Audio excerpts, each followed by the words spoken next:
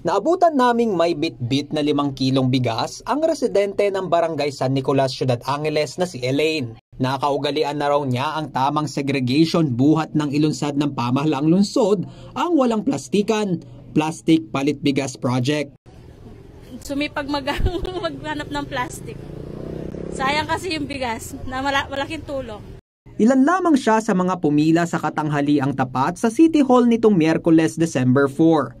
Daan-daang residente ang nagtungo sa opisina ng Environmental Management System o EMS ng Angeles City LGU upang ipatimbang ang nalikom nilang plastik. Ano po yung pakay natin dito ngayon, although na-report na po natin? Bigas.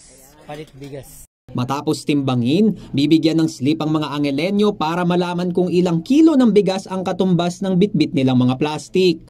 Ayon sa officer ng EMS na si Mervin Bello, layunin ng lokal na pamahalaan na maengganyo ang mga Angelenyo sa waste segregation gamit ang reward system ng Walang Plastikan Project. To promote the environment na waste segregation. So ang naisip po niya para makatulong po sa environment and then makatulong din po sa Angelenyo. Sinimulan ng Plastic Palit Bigas Project sa Ciudad Angeles noong 2022. As of October 2024, umabot na sa 4,000 metric tons ang nalikom na plastic waste ng city government na pinalitan din ng kaparehong timbang ng locally produced na bigas. Ayon sa officer ng Social Welfare and Development Office ng syudad na si Vicky Villaflor, mula sa Nueva Ecija at Isabela ang mga bigas na ipinapamahagi sa mga Angelenyo. Yan mga kabalen, no? Kumbaga itong mga bigas na ito, nakakatulong na sa mga Angelenyo, pati na rin sa ating mga lokal na magsasaka. Hindi po tayo nag-i-import. Hindi po tayo nag-i-import.